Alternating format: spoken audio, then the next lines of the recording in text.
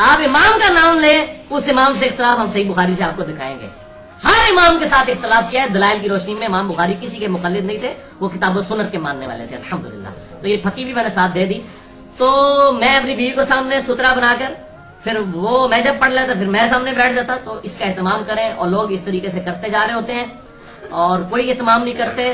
اور چلے طواف میں تو کوئی معاملہ وہ کوئی شرعی عذر تلاش کرنے کی کوشش کرتے ہوں گے. عام حالت میں بھی نمازیوں کے آگے سے جتنا حرمین کے اندر یہ گناہ کبیرہ ہوتا ہے نا, میں نے اور کہیں نہیں دیکھا. اور وہ پھر مجھے بعد میں پتا چلا کہ یہ پبلک میں مشہور ہے کہ جی ایتھے لنگ سکتے ہو. او بھائی جی جڑا گناہ ایتھے گناہ ہے اوتھے اس تو بڑا گناہ ہے, وہاں تو گناہ بڑا گناہ ہے, وہاں جا کے شریعت بدل جاتی ہے. کوئی صحیح روایت ہی دکھا دیں کہ یہاں گزر سکتے ہیں. یہ تو بہت بڑا ایشو تھا, اور آپ صلی اللہ علیہ وسلم کتنا بڑا اہتمام فرماتے تھے. تو گزرے نا آگے سے, خدا کے لیے. آپ اگر مسلمان ہیں, آپ کے اوپر شریعت لاگو ہے, آپ چاہے حرمین کے اندر ہیں چاہے کسی بھی مسجد میں, سترے کا اہتمام کریں. اور اب میں آپ کو حدیث بھی بتا دیتا ہوں اس حوالے سے. صحیح مسلم میں حدیث ہے انٹرنیشنل نمبر کے مطابق 1939, مشکات میں 1180. انس بن مالک کہتے ہیں کہ جب مغرب کی اذان ہو جاتی, کس کی؟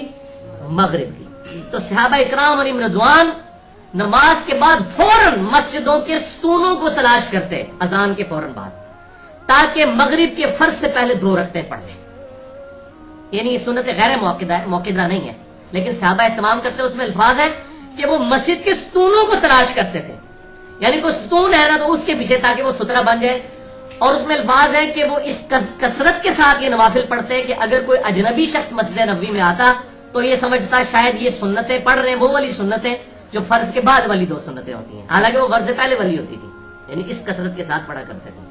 اس سے یہ بھی بات پتہ چلی کہ فرض کے بعد کی سنتیں بھی مسجد میں پڑھنا صحابہ سے ثابت ہے. البتہ گھر میں جا کر افضل ہے, لیکن مسجد میں بھی پڑھ سکتے ہیں. تو وہ ستون کا اہتمام کیا کرتے تھے. بخاری اور مسلم کی متفق علیہ حدیث ہے اسی کانٹیکسٹ میں. بخاری میں 1183, مسلم میں 1940 اور مشکات میں 1165 کہ آپ صلی اللہ علیہ وسلم نے فرمایا 2 مرتبہ کہ مغرب سے پہلے 2 رکھتے ہیں, مغرب سے پہلے 2 رکھتے ہیں. اور پھر آپ صلی اللہ علیہ وسلم نے فرمایا اس خدشے سے کہ لوگ اسے ضروری نہ سمجھ لیں, آپ نے فرمایا جس کی مرضی وہ پڑھ لے, جس کی مرضی وہ نہ پڑھے. یعنی یہ سنتیں تو ہیں لیکن غیر موقدہ ہیں. لیکن غیر موقدہ کا یہ مطلب نہیں ہے کہ جنہوں نے پڑھنی ہے انہوں نے ٹائم نہ تسی دیو. کوئی پڑھنا چاہتا ہے اس کو تو ٹائم دے نا. تو ہمارے یہاں پہ حنفی نہیں دیتے, عرب کے اندر دیا جاتا ہے ٹائم. یہاں پر بھی اہل حدیث حضرات جو ہیں ان سنتوں کا ٹائم دیتے ہیں. اس کا فائدہ یہ ہوتا ہے کہ اگر مغرب میں کوئی شخص اذان سننے کے بعد مسجد تک آیا تو اس کی تکبیر اولیٰ قضا نہیں ہوتی, اس کو وہ 5-7 منٹ جو ہے وہ ایک بینیفٹ مل جاتا ہے, وضو کرنے کا ٹائم بھی مل جاتا ہے. یہ بھی فائدہ ہو جاتا ہے اس حوالے سے. تو یہ صحابہ کرام علیہم رضوان ستون کا اہتمام کیا کرتے تھے سنتیں پڑھتے ہوئے. کوشش کریں کہ مسجد میں جب سنتیں پڑھیں تو کسی کارنر پہ جا کے اینی اوپنلی جا کے کھڑے نہ ہو جائیں. ہاں سامنے سترا رکھ لیں, کوئی کرسی رکھ لیں, کوئی اسی طریقے سے کوئی ڈیسک رکھ لیں, کوئی چیز ایسی سامنے رکھ لیں جس کو آپ سترا بنا لیں. اور سترے کی میں نے ہائٹ آپ کو بتا دی, یہ دوبارہ آپ کو دکھا دیتا ہوں تاکہ آپ کو آسانی ہو کہ یہ ایک شرعی ہاتھ کے برابر ہوگا سترا, اور کم از کم ایک انگوٹھے یا انگلی کے برابر موٹا ہوگا, یعنی 1.5 فٹ کے برابر یہ سترا ہوگا. اتنا سترا ہونا چاہیے. اور بعض مسجدوں میں بالکل ٹنڈے قسم کے سترے رکھیں, وہ سترے نہیں ہیں, یہ ذہن میں رکھیں. یہ سترا جب بھی ہو اس کو ناپیں اور پوری احتیاط کے ساتھ. یہ 1.5 فٹ کے اوپر اتفاق ہے, 1.5 فٹ کا ہی سترا ہونا چاہیے. اس سے کم کا ہوگا وہ سترے کا کام نہیں کرے گا. اور اسی طریقے سے اگر سامنے اتنا موٹا شیشہ ہے, شیشہ بعض اوقات موٹے شیشے بھی لگے ہوتے ہیں, شیشے کے دروازے ہوتے ہیں, اگر اس کی موٹائی جو ہے وہ 1 اس کے برابر, جس طرح آج کل جو ہے وہ آدھا انچ موٹے شیشے لگے ہوئے ہیں مسجدوں کے اندر, اور اس کے آگے سے وہ گزرتا ہے یعنی اس کی پرلی طرف سے, تو اب یہ نہیں ہوگا کہ شیشے کی پرلی طرف سے چونکہ نظر آ رہا ہے تو سترا نہیں ہے, سترا ہے, وہ سترا ہی شمار ہوگا. اور اس سترے کا زمین میں گڑا ہونا بھی ضروری نہیں ہے. یہ بھی ذرا ذہن میں رکھیے گا کہ زمین کے اندر گاڑنا ضروری نہیں ہے, کیونکہ آپ صلی اللہ علیہ وسلم جو اونٹ کا پالان سامنے رکھتے تھے وہ زمین میں تو نہیں گاڑتے تھے, سامنے رکھا ہوتا تھا. اس طریقے سے آپ کرسی سامنے رکھ لیں یا کوئی بھی چیز ایسے سامنے رکھ لیں تو اس کے پھر پرلی طرف سے لوگ گزر سکتے ہیں, ان کو اس حوالے سے اجازت ہوگی.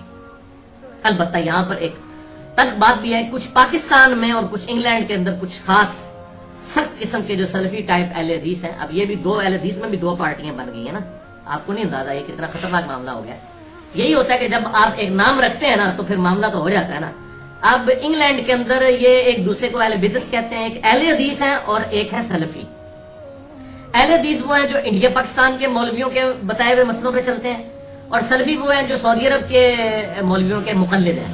ان کو میں مقلد بول رہا ہوں, اہل حدیث ٹھیک ہے کیونکہ وہ مقلد نہیں ہے. ان کے مولوی کو فتوا دے دے گا کہ رکوع کے بعد ہاتھ باندھنے ہیں, انہوں نے اپنی عقل نہیں استعمال کرنی کہ بھائی اے بدعت شروع ہوئی ہے 20ویں صدی چاہ کے یا ہجری اعتبار سے 15ویں صدی، انہوں نے نہیں سوچنی، انہوں نے اس کے مطابق عمل کرنا ہے۔ بہرحال جو اہل حدیث ہے وہ اس حوالے سے سمجھدار ہیں اور وہ کتاب و سنت کے دلائل کے اوپر لے کے چلتے ہیں۔ تو یہ دو فرقے بن چکے ہیں وہاں پر بھی، یعنی اہل حدیث میں بھی درار ڈال دی ہوئی ہے۔ یہی ہوتا ہے، اسی لیے ہم کہتے ہیں کہ آپ ان ساری چیزوں سے باہر نکل کے اپنے آپ کو مسلم کہیں، مسجد میں یہ تفریق نہ کریں۔ تو بل وہ جو سلفی ہیں نا، اور میں ان کو تو ویسے سیلفی کہتا ہوں، یہ سیلف سٹارٹ ہے، انہوں نے اپنی مرضی سے دین کو بنایا ہوا ہے، یہ سلفی نہیں ہے، سیلفی ہیں۔ تو یہ جو سیلفی ٹائپ کے سلفی ہیں، اہل حدیث کی میں بات نہیں کر رہا، اہل حدیث کا یہ ایک ٹوٹا ہوا ٹکڑا، انہوں نے کہا جی یہ سترہ واجب ہے، اس کے بغیر نماز ہو ہی نہیں سکتی۔ تو ان کے لیے میں اب حقیقی کے طور پر ایک حدیث بتانے لگا ہوں، اور شیخ زبیر لزئی رحمہ اللہ المتوفی 1435 ہجری، انہوں نے بھی اپنے توضیح الاحکام میں جلد 1 صفحہ 276 پہ یہ لکھ دی۔ شکر ہے، بڑی نیکی کی انہوں نے، اور بیسیکلی انہوں نے انہی سیلفیز کا، اچھا ایک سیلفی وہ بھی ہے جو ٹیلی فون والی بھی سیلفی، تو وہ ان کا رد کرتے ہوئے یہ حدیث نقل کی، صحیح ابن خزیمہ میں ہے 838 نمبر۔ امام بخاری کے سب سے لائق ترین شاگرد ہیں امام ابن خزیمہ۔ تو یہ امام ابن خزیمہ جو ہیں،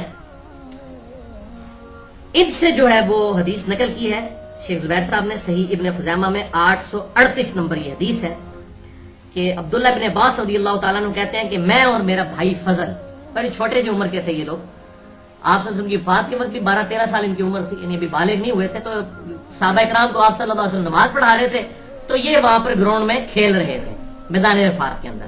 تو کہتے کہ میں نے آپ صلی اللہ علیہ وسلم کو دیکھا کہ آپ نے صحابہ کرام کو فرض نماز جماعت سے پڑھائی میدان عرفات میں، اور آپ صلی اللہ علیہ وسلم نے اپنے سامنے کوئی چیز بھی سترے کے طور پر نہیں رکھی ہوئی تھی، اور ہم سامنے سے گزر رہے تھے۔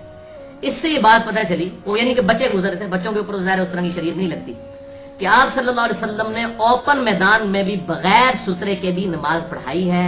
اس سے یہ بات پتہ چل گئی کہ سترہ رکھنا واجب نہیں ہے، یہ مستحب ہے، یعنی جہاں آپ کو یہ شک نہیں ہے کہ سامنے سے کوئی گزرے گا، یعنی آپ اس چیز کا آپ کو یقین ہے، تو آپ ظاہر ہے کہ میدان عرفات کے اندر آپ صلی اللہ علیہ وسلم تھے، نماز کا وقت تھا، تو آج کل کا تو معاملہ نہیں تھا کہ وہ بریلویوں نے اپنی جماعت کرائی ہو خیموں میں، جو بندیوں نے اپنی، اہل حدیث نے اپنی، ایک ہی امام کے پیچھے لوگ پڑھ رہے تھے، تو سامنے سے کسی نے گزرنا ہی نہیں تھا۔ تو آپ صلی اللہ علیہ وسلم نے نماز پڑھائی، صحابہ کرام پیچھے تھے، بلکہ چھوٹے چھوٹے بچے جو تھے حضرت ابن عباس رضی اللہ تعالیٰ عنہ، یہ لوگ وہاں پر کھیل رہے تھے، ان کا ہم نے یہ ضرور دیکھا کہ آپ نے اپنے سامنے سترہ نہیں رکھا ہوا تھا۔ تو اگر یہ آپ کو خدشہ نہ ہو، یعنی آپ کو اس معاملے میں خدشہ نہ ہو کہ کوئی آگے سے گزرے گا، تو کوئی مسئلہ نہیں ہے۔ اگر کوئی نہیں گزرنے والا تو آپ اوپنلی بھی ایسی جگہ پہ نماز پڑھ سکتے ہیں، سترہ رکھنا واجب نہیں ہے۔ شکر ہے یہ حدیث موجود ہے تاکہ وہ سیلفیز کا بھی اس حوالے سے رد ہو جائے۔